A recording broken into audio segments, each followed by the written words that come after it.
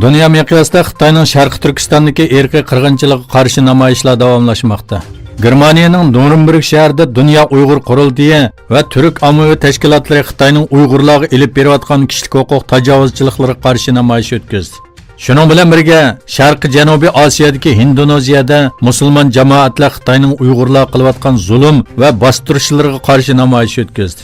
Yana bir tarafdan namoyishlar davomlashayotgan Turkiyada Şanlıurfa va Sivas shaharlarida o'tkazilgan Xitoyga qarshi namoyishlarda turk xalqi yashiklardan yasalgan Xitoy sepilini o'rib noroziligini bildirdi.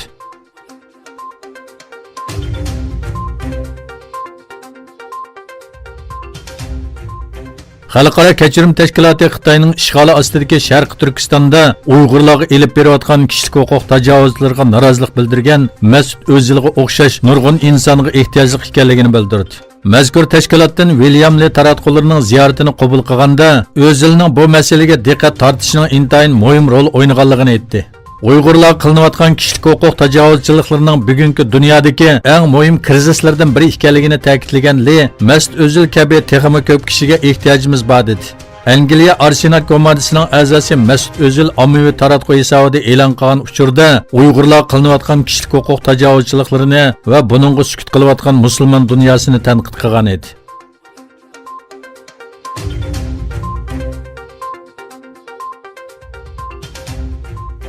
Hindistonda yangi o'zgartirilgan fuqarolik qonunida Pokiston, Afg'oniston va Bengaldan kelgan 6 dinga tava ko'chmanlarga grajdonlik yo'li ochilgan. Lekin o'xshash vaziyatdagi musulmonlarga bu xil imkoniyat berilmagan bo'lib, buningga qarshi namoyishlarda davlat miqyosida 17 kishi hayotidan ayrildi.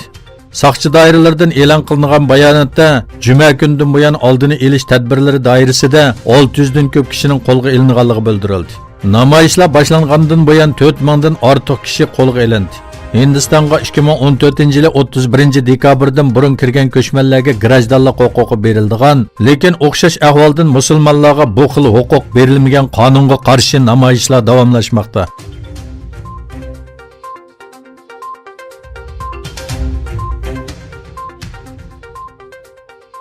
İran prezidenti Hasan Rouhani Yaponiyaga eksport qilingan neftdan kelgan, lekin Amerikaning Iran Markaziy bankasiga embargo yurgizganligi sababli Yaponiya bankalarida turib qolgan Ironga tava pullarni davlatiga qaytarib berishini talab qildi.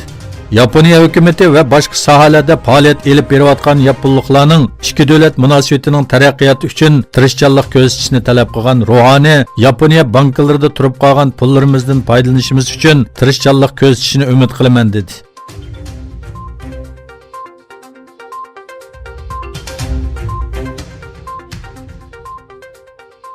Fransiya seriq jilitkiliklar namoyishining 58-chi haftasida prezident Macronning siyosatlariga qarshi yana bir qatim ko'chalarga chiqdi.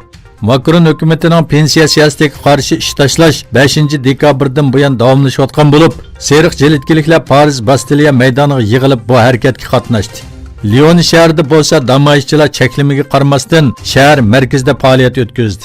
Yiqilg'i bahosining o'sib ketishiga qarshi boshlangan va keyincha Macron hukumatiga qarshi namoyishlarga aylangan seriq jilitkiliklar harakati 2018-yili 17 noyabr boshlangan edi.